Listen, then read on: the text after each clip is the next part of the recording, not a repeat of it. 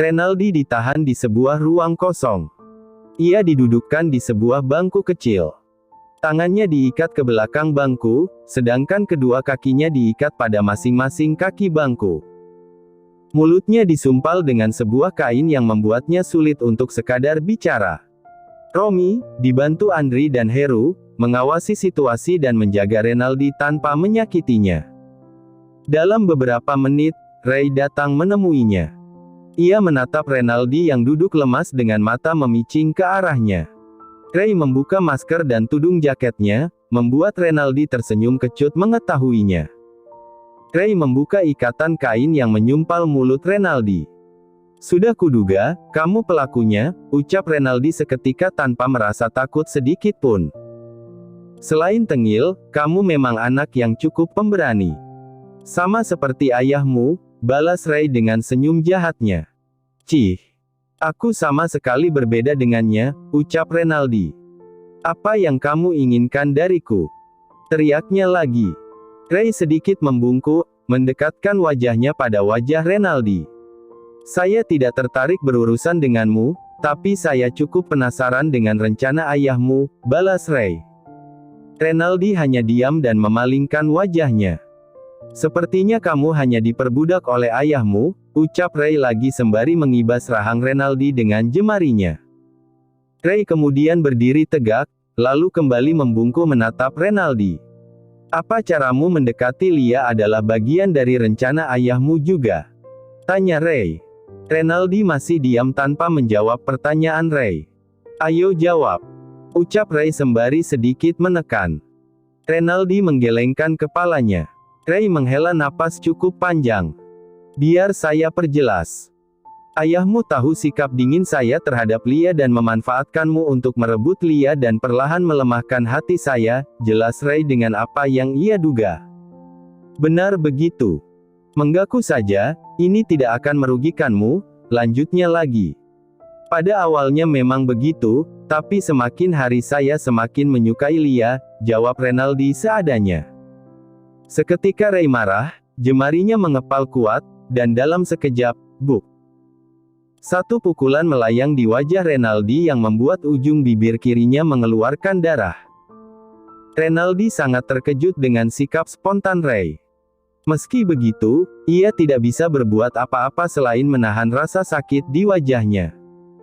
"Kamu tahu Lia sudah bersuami dan kamu malah menyukainya," teriak Ray dengan amarah yang membara.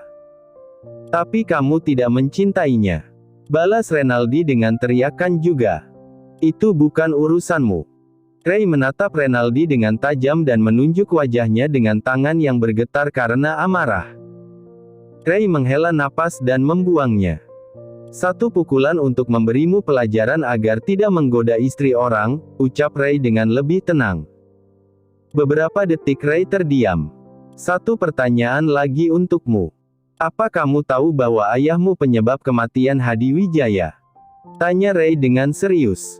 Seketika Renaldi tertegun. Renaldi menggeleng perlahan. "Saya tidak tahu soal itu," jawab Renaldi dengan tatapan yang tersesat. "Jangan bohong," teriak Ray. Ray mengangkat dagu Renaldi dengan tatapan sinis. "Kamu tidak akan mendapatkan apa-apa dengan kamu menutupi hal ini," ucap Ray lagi. "Saya hanya tidak sengaja mendengar pembicaraan Papa di telepon. Dia menyuruh orang suruhan untuk menghabisi Pak Hadi saat di rumah sakit, entah dengan cara apa, saya tidak tahu," jelas Renaldi seadanya. Napas Ray memburu mendengar pernyataan Renaldi. Ray berbalik badan, mengumpulkan semua kekuatannya, dan seketika kembali melayangkan pukulan yang lebih keras ke wajah Renaldi sampai nyaris jatuh ke belakang. Renaldi meringis kesakitan. "Mari kita selesaikan ini. Kita lihat, apakah ayahmu peduli denganmu," ucap Ray. Ray mengambil gambar wajah Renaldi yang memar karenanya dan mengirimkannya ke ponsel Hendro. "Lepaskan dia, dan bawa dia ke hadapan ayahnya," perintah Ray pada orang-orang suruhannya. "Sampaikan jika kita sudah mengumpulkan banyak bukti untuk menyeretnya ke dalam penjara," lanjutnya. "Baik, Pak," sahut ketiganya. "Hendro, kamu salah berurusan denganku," ucap Ray seorang diri. Ray langsung meninggalkan ruangan. Ia mengecek ponselnya yang sedari tadi bergetar karena panggilan masuk berulang kali. Ray sudah menduga jika Lia akan meneleponnya berulang kali. Ia menelepon Lia, dan dalam sekejap Lia sudah mengangkat teleponnya. "Apa?" teriak Lia tiba-tiba di balik ponsel dengan nada kesal. "Kamu di mana?" tanya Ray. "Aku sudah pulang," balas Lia sembari manyun. "Maaf aku sudah membuatmu menunggu lama." "Aku akan segera pulang," ucap Ray. "Sebenarnya Mas Ray kemana sih?" Lia menyerocos dan ucapannya terpotong karena Ray sudah menutup teleponnya. "Hiish!" gerutu Lia semakin kesal dibuat Ray. Ray mengetuk pintu, Lia segera membuka pintu. "Assalamualaikum." "Waalaikumsalam," jawab Lia dengan nada ketus dan langsung berbalik badan meninggalkan Ray. Ada yang ngambek nih," ucap Ray mencandai. Lia tidak menghiraukan ucapan Ray. Seketika Ray memeluk tubuh Lia dari belakang. "Jangan memasang wajah murung pada suami. Itu tidak baik," ucap Ray di tengah pelukannya. "Terus sikap Mas Ray meninggalkanku sendirian di keramaian, itu sudah baik," balas Lia seketika membela diri. Iya, Mas minta maaf." Tiba-tiba Ray mencium wangi masakan. Wangi masakan siapa nih?" "Kamu masak apa?" tanya Ray setelah melepas pelukannya. "Aku abis masak rendang." "Rendang? Wah, kebetulan banget lagi lapar. Makan yuk," ajak Ray dengan semangat. Ray bergegas menuju dapur melihat menu makan yang telah Lia masak. Ray berbalik dan mendapati Lia masih diam di tempat. "Nggak siapkan suamimu makan?" Masih ngambek. Iya. Akan aku siapkan," jawab Lia. Ray menunggunya di meja makan. Sementara Lia menyiapkan makan, Ray diam-diam menerima telepon. "Pak, kami sudah melaksanakan tugas sesuai perintah Pak Ray."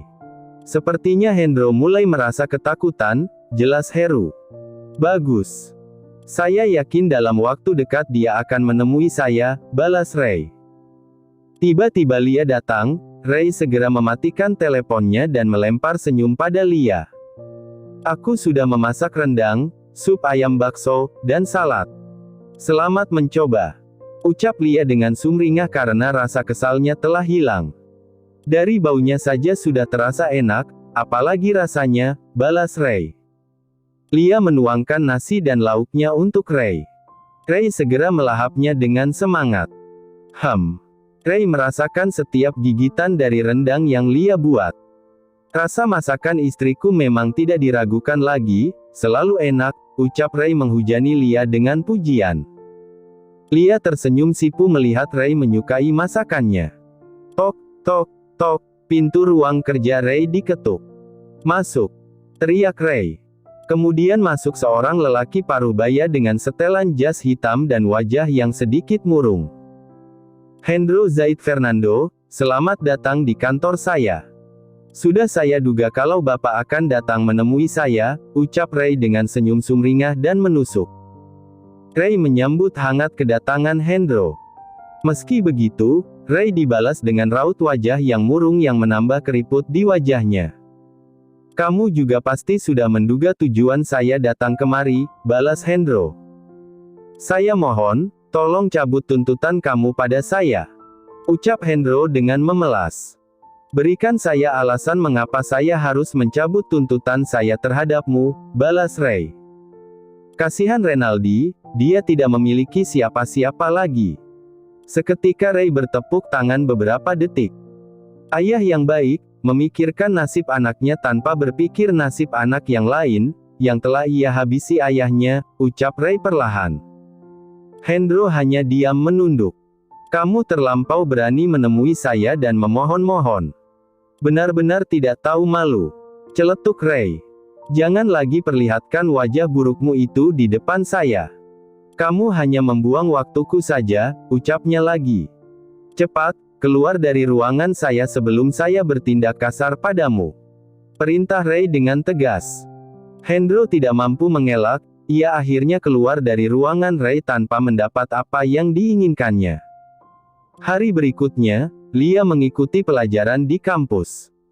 Namun, hampir selesai pelajaran, Renaldi tidak terlihat hadir di kelas tanpa keterangan yang jelas. Di sela pelajaran berlangsung, Lia berjalan di koridor setelah selesai dengan urusannya. Tanpa sengaja, Lia melihat Renaldi keluar dari ruang jurusan, bahkan mereka sempat berpapasan. Renaldi menutupi setengah wajahnya menggunakan masker. Bukan tidak mungkin jika Renaldi juga melihat Lia, namun sikapnya kali ini terlihat dingin. Lia cukup penasaran dengan yang dilakukannya di ruang jurusan, kemudian Lia menanyakan hal itu kepada petugas. "Pak, kalau boleh tahu, ada keperluan apa ya Renaldi ke ruang ini?" Tanya Lia pada staf yang cukup mengenal Renaldi dan dirinya. "Kok tanya saya, kamu tanya saja orangnya," balas staf tersebut. "Bapak kan yang melayaninya, pasti tahu dong. Kamu sedang marahan ya dengan dia?" Ucap staf itu mencandai. Lia mengernyitkan dahinya. "Enggak juga," balas Lia singkat. "Lah, terus kenapa kamu tidak diberitahu sama dia kalau dia akan berhenti kuliah di sini?" Lia cukup terkejut mendengar pernyataan dari staf itu. "Apa? Berhenti? Tapi alasannya apa dia berhenti?" Tanya Lia lagi semakin penasaran. "Loh, kok malah tanya saya lagi?" Sudah, tanyakan langsung saja dengan yang bersangkutan." Lia terdiam beberapa saat. "Ya sudah, Pak. Terima kasih." "Sama-sama." Lia keluar ruangan dengan rasa penasarannya yang belum terpecahkan sembari terus menggenggam ponselnya.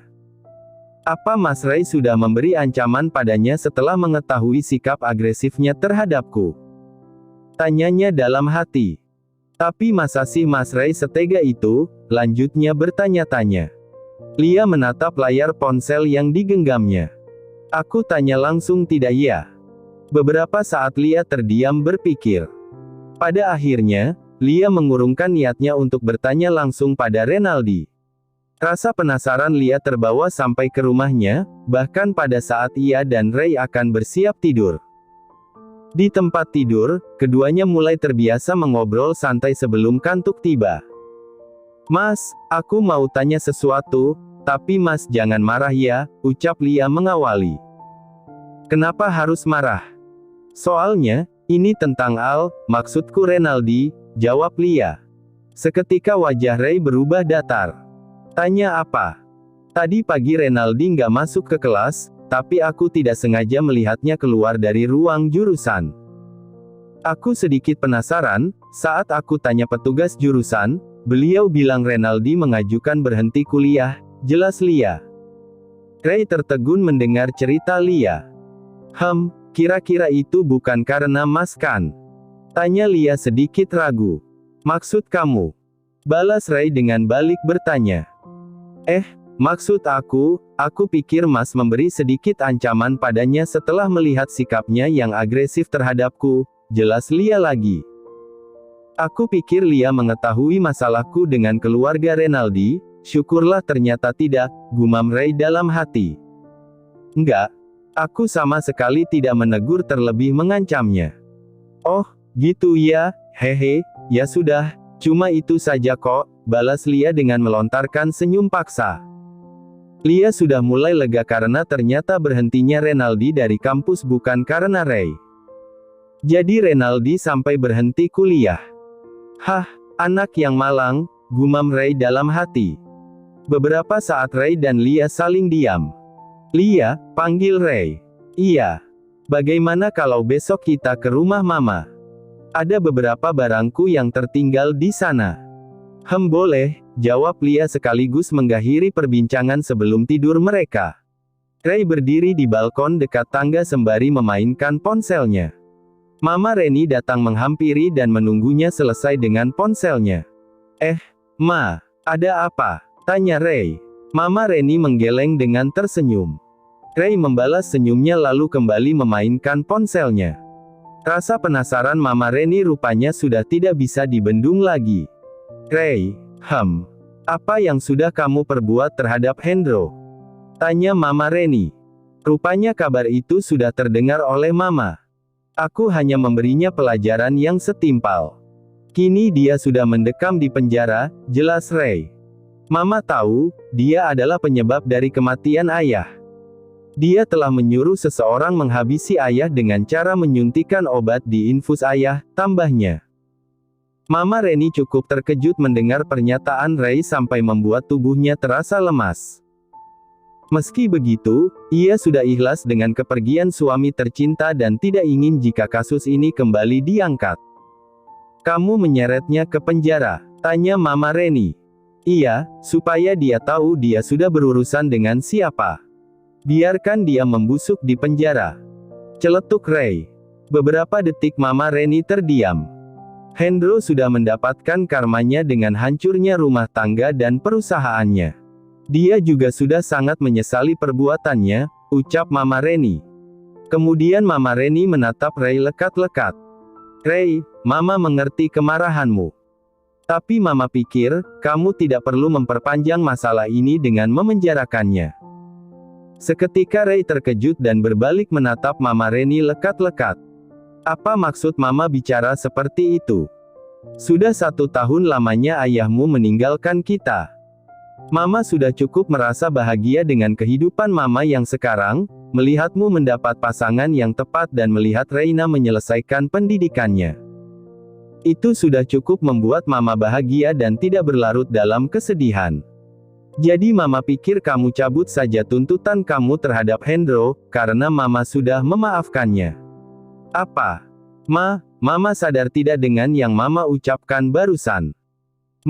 Hendro telah berusaha menghancurkan perusahaan ayah, dia juga penyebab kematian ayah. Dan sekarang, Mama bilang Mama memaafkannya. Ray benar-benar tidak habis pikir, balas Ray dengan nada kecewa. Iya, Ray. Mama mengerti itu, Mama sudah ikhlas dengan kepergian ayahmu. Demi ayahmu, Mama tidak ingin menghancurkan kebahagiaan orang lain juga. Demi ayah. Atau jangan-jangan demi lelaki itu. Apa sekarang Mama berbalik menyukainya? Celetuk Ray. Plak. Seketika dengan spontan Mama Reni melayangkan tamparan di pipi kiri Ray. Setelah itu terjadi, lidah Mama Reni tiba-tiba merasa keluh untuk digerakkan. Ray cukup terkejut dengan sikap spontan Mama Reni. Beberapa detik Ray terdiam dan menatap Mama Reni lekat-lekat dengan kedua mata yang memerah, lalu cepat-cepat pergi meninggalkan Mama Reni. Tidak hanya Ray, Mama Reni pun merasa terkejut dengan aksinya sendiri. Ia tidak menyangka jika dirinya bisa berbuat seperti itu. Mama Reni menatap telapak tangannya sendiri dengan mata yang berkaca dan mulut yang bergetar. Apa yang sudah aku perbuat terhadap anakku sendiri? Tanyanya seorang diri. Tanpa sengaja, Lia melihat Mama Reni yang terpaku dengan tatapan yang tersesat. Lia segera menghampiri Mama Reni dan menangkup pundaknya. Apa yang terjadi? Tanya Lia merasa panik. Seketika tangisan Mama Reni pecah. Lia, Mama sudah berbuat jahat terhadap anak Mama sendiri. Mama sudah menamparkan Ray yang tidak bersalah, ucap Mama Reni dengan isak tangis. Lia hanya terdiam mendengar pernyataan Mama Reni. Mama sudah jahat, Lia. Mama sudah berbuat jahat, Mama Reni menangis dengan histeris. Sudah. Tenangkan diri Mama. Ayo, kita duduk. Lia akan ambilkan minum. Sembari menuntun Mama Reni turun melewati anak tangga, Lia bertanya-tanya dalam hatinya. Ada masalah apa sebenarnya antara Mas Ray dengan Mama? Mengapa Mama sampai menangis seperti ini? Sementara Lia memberi minum Mama Reni, di dalam kamar, Ray teramat sangat terpukul. Ia tidak menyangka jika Mama Reni bisa sampai menamparnya, padahal sebelumnya Mama Reni tidak pernah melakukan hal itu terhadap Ray. Ray duduk di atas kasur dengan kedua telapak tangan yang mencengkram rambutnya. Itu tidak mungkin. Aku tidak mungkin bisa melepaskan Hendro begitu saja. Iya, dia telah berbuat jahat, dia yang sudah berbuat jahat. Ucapnya seorang diri. Hargegegeh. Teriak Ray sembari melempar ponselnya sampai hancur berkeping-keping. Ray meringis dengan hembusan napas yang tersengkal-sengkal. Tanpa ia sadari, Lia sedari tadi berdiri menyaksikan kemarahan Ray. Kemudian Ray melihat Lia dengan pilu dan wajahnya yang merah padam serta rambut yang berantakan. Saat ini, mungkin kehadiran Lia tidak berarti apapun baginya. Lia masih diam menatap Ray. Ray menunggu reaksi Lia terhadapnya. Akankah Lia merasa kecewa, atau marah? Saat ini dia tidak peduli hal itu. Namun, beberapa detik berlalu, Lia hanya terdiam sampai napas Ray mulai teratur dan berangsur tenang. Kemudian Lia menghampiri Ray dan duduk di sampingnya lalu bersandar di pundak Ray. Ray cukup terkejut dengan apa yang dilakukan Lia. Jelas-jelas ia tidak siap untuk sekadar bicara dengannya. Namun Ray bukanlah lelaki lemah, saat dirinya marah bukan dekapan yang ia butuhkan, melainkan mengingatkannya bahwa ada orang-orang yang ia cintai untuk dijaga perasaannya. Ray merasa bimbang sekaligus lebih tenang melihat Lia bermanja padanya yang dalam keadaan marah. "Lia, seharusnya kamu jangan kemari," ucap Ray sembari memalingkan wajahnya. "Aku tiba-tiba ingin," ucap Lia ambigu. Lia menatap Ray lekat-lekat. Ray menoleh ke arah Lia dengan ragu. "Tapi," balas Ray. Lia menangkup rahang Ray, dan membelainya sampai ke dada. Seketika Ray terpaku, matanya perlahan memejam merasakan setiap sentuhan Lia. Ray salah memahami maksud Lia. Padahal Lia hanya ingin bermanja bukan untuk bercuinta. Namun jika sudah begitu, jangan harap Lia bisa melepaskan diri. Bercuinta di siang hari dengan perasaan emosi memberikan sensasi yang berbeda bagi Ray. Sementara Ray dan Lia di kamar, Mbok Darmi telah selesai menyiapkan makan siangnya. Alhamdulillah, makanannya sudah siap. Tinggal menunggu yang empunya rumah. "Tapi kok pada kemana ya? Sepi-sepi aja nih," ucap Mbok Darmi. Mbok Darmi melihat ke arah pintu kamar Ray yang tertutup. Mungkin saja Mas Ray dan Mbak Lia masih di kamar. "Biar saya panggil saja, sayang toh masakannya masih hangat nanti keburu dingin," ucapnya lagi. Mbok Darmi menaiki anak tangga dan sampai di depan pintu kamar Ray. Saat Mbok Darmi akan mengetuk pintu, tanpa sengaja ia mendengar suara samar desahan. "Hah?" Mbok Darmi terkejut. "Apa saya tidak salah dengar?" ucap Mbok Darmi, beberapa saat diam lalu nyengir-nyengir sendiri. "Ya sudah, nunggu mereka keluar saja," ucapnya lagi lalu segera meninggalkan tempat. Mbok Darmi mengabsen setiap menu masakan dan perlengkapannya karena khawatir ada yang ia lupa. "Mbok, Ray dan Lia, apa dia belum keluar kamar?" tanya Mama Reni berjalan menghampiri Mbok Darmi. Sepertinya belum, Bu. Saya dari tadi belum melihat mereka," jawab Mbok Darmi. Beberapa detik Mama Reni terdiam. "Ray, apa kamu masih marah pada Mama?" gumam Mama Reni dalam hati. "Ya sudah, Mbok, biar saya panggil mereka." Bu, tidak usah. Mungkin sebentar lagi juga mereka akan turun. Lagi pula mereka bisa menyusul makan berdua," ucap Mbok Darmi cepat-cepat. Ya juga sih. Akhir-akhir ini saya melihat mereka berdua sudah semakin lengket," balas Mama Reni. "Iya, mereka itu pasangan yang cocok," ucap Mbok Darmi dengan tersenyum. Mama Reni kembali melempar senyum. "Ya sudah, Mbok. Yuk kita makan." Mama Reni dan Mbok Darmi akhirnya hanya makan berdua di meja makan. Beberapa menit kemudian, Lia keluar dari kamar, menuruni anak tangga menuju meja makan. "Lia, kami baru saja selesai makan. Kamu tidak bersama Ray?" tanya Mama Reni. "Mas Ray ingin makan di kamar saja," balas Lia sembari menyiapkan piring. "Ray masih marah ya sama Mama?" tanya Mama Reni lagi. "Sepertinya begitu. Tapi Mama tenang saja, Lia yakin Mas Ray tidak akan bisa berlama-lama marah pada Mama. Semoga saja. Tolong sampaikan permintaan maaf Mama pada Ray." Lia mengangguk. "Pasti aku sampaikan," jawab Lia. Lia sudah selesai dengan menyiapkan menu makan di atas baki. Ya sudah, Ma, Mbok, Lia kembali ke kamar dulu, izinnya. Iya, sayang, balas Mama Reni dengan tersenyum. Lia cukup hati-hati membawa nasi serta lauknya karena rasa sakit di bagian bawahnya yang membuatnya sedikit kaku untuk berjalan. Mama Reni rupanya sedari tadi memperhatikan Lia dari belakang. Lia, panggil Mama Reni. Lia menoleh. Ada apa denganmu? Sepertinya kamu kaku sekali berjalan, tanya Mama Reni seadanya. Mbok Darmi seketika menggeleng sembari tersenyum mendengar pertanyaan Mama Reni yang membuat Lia terpaku. Apa? Kakiku sedikit pegal karena sempat memakai sepatu hak tinggi.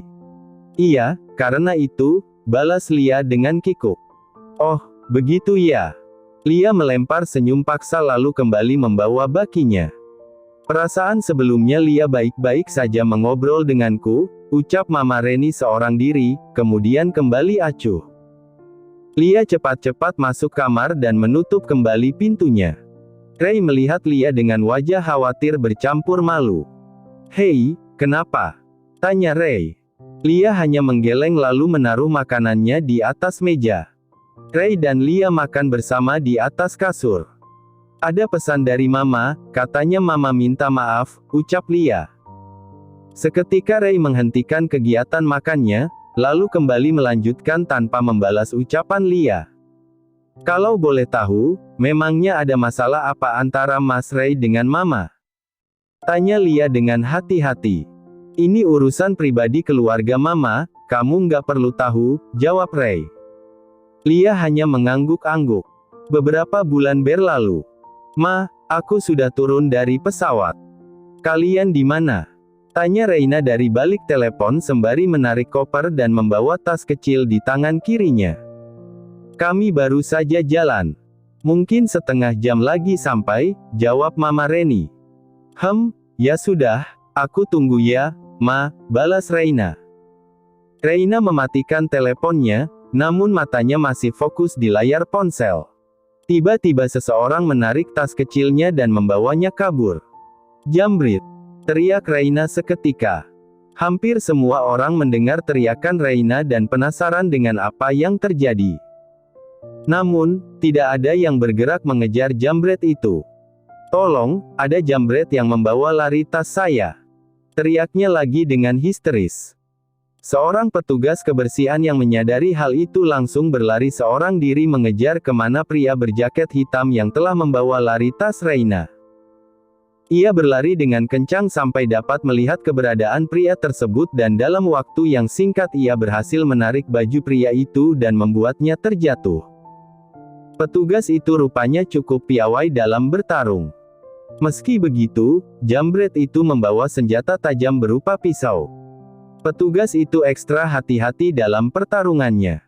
Akhirnya, ia berhasil merebut tas Reina dari genggaman jambret tersebut. Namun, seketika gerakan spontan jambret mengibaskan pisaunya hingga sedikit mengenai lengan kiri petugas. Tidak tinggal diam, petugas membalasnya dengan beberapa pukulan sampai berhasil melumpuhkannya. Kini jambret itu terkapar lemah. Petugas itu langsung pergi meninggalkannya dan menemui Reina untuk mengembalikan tasnya. Ini tasnya, ucap petugas itu memberikan tas dengan tangan kanannya, sedangkan tangan kirinya ia sembunyikan. Reina terkejut dengan aksi heroik yang dilakukan petugas itu. Terima kasih banyak, Mas. Saya tidak bisa membayangkan bagaimana tas ini hilang. Sekali lagi terima kasih, ucap Reina dengan menangis terharu. Sama-sama. Mungkin karena ini masih menjadi rezeki Mbak. Sebentar. Sebagai imbalannya, saya akan memberikan sedikit uang untuk Masnya. Tolong terima ya. Reina mengeluarkan beberapa lembar uang ratusan ribu. Nggak usah, Mbak. Saya ikhlas, ucap petugas tersebut sembari menyodorkan kedua tangannya sebagai tanda menolak. Tanpa sengaja, Reina melihat luka gores yang meneteskan darah di tangan kiri petugas itu. Tangan kiri Mas, apa itu karena ulah jambret itu? Tanya Reina sedikit panik. Petugas tersebut langsung menyembunyikan kembali tangannya. Tiba-tiba terdengar suara memanggil nama Reina di kejauhan. Reina seketika menoleh, ternyata itu adalah Mama Reni, Ray, dan Lia. Mereka telah sampai dan menghampiri Reina. "Ma," ucap Reina sembari memeluk Mama Reni. "Selamat ya, Reina, kamu sudah berhasil menyelesaikan studimu," ucap Mama Reni. Reina melepas pelukannya. "Makasih ya, Ma," balas Reina. Reina beralih memeluk Ray. "Kak Ray, akhirnya aku lulus juga." "Selamat ya, Reina, kakak sudah siapkan hadiah untukmu." Seketika Reina melepas pelukannya. "Oh ya, mana?" tanya Reina penasaran. "Nanti saja di rumah." "Oke." Reina melihat Lia yang melontarkan senyum kepadanya. "Selamat ya, Reina, kamu hebat. Semoga kariermu ke depan juga bagus, ilmunya bermanfaat," ucap Lia. Reina hanya tersenyum kecut. Ray langsung merangkul pundak Lia memberinya pengertian. "Oh ya, aku mau cerita sesuatu," ucap Lia lalu pandangannya mengembara mencari petugas kebersihan yang telah menolongnya. "Cerita apa, Reina?" tanya Mama Reni. "Loh, kok nggak ada ya?" ucap Reina seorang diri. "Siapa?" tanya Mama Reni lagi mengikuti arah mata Reina. "Itu, petugas kebersihan. Barusan dia di sini," jelas Reina. "Petugas kebersihan siapa yang kamu maksud?" "Itu di sana ada beberapa petugas kebersihan juga," balas Mama Reni. "Enggak, Ma. Dia memakai topi hitam. Jadi, sewaktu aku menunggu kalian, tasku dijamret, petugas kebersihan itu yang mengejar pelaku sampai berhasil menarik kembali tasku dan mengembalikannya padaku," jelas Reina. Ray, Mama Reni, dan Lia cukup terkejut mendengar cerita Reina. "Saat aku akan memberinya imbalan, dia menolak. Dan yang lebih mengharukan lagi, lengan kirinya sampai terluka dan berdarah, aku melihatnya sendiri," lanjutnya. "Ya sudah, yang terpenting kamu selamat tanpa luka apapun," ucap Ray.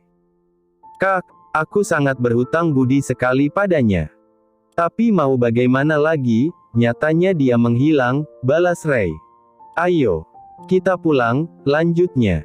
Reina mengangguk, namun matanya masih penasaran dengan keberadaan petugas tersebut. Reina, Mama Reni, dan Lia semuanya sudah masuk mobil. Ray membuka pintu mobil dan akan segera masuk, tapi tanpa sengaja ia melihat di balik kaca spionnya seseorang yang nampaknya bersembunyi di balik mobil yang terparkir. Pria tersebut mengenakan seragam petugas kebersihan dan topi hitam, persis yang Reina ceritakan. Ray memperhatikan wajah pria tersebut. "Renaldi," gumam Ray dalam hati lalu masuk ke mobilnya. Terima kasih sudah menonton, guys. Jangan lupa klik like jika kalian menikmati cerita ini, subscribe untuk update konten seru lainnya, dan tinggalkan komentar di bawah tentang apa yang kalian pikirkan atau cerita apa yang ingin kalian dengar selanjutnya. Dukungan kalian sangat berarti. Sampai jumpa di video berikutnya.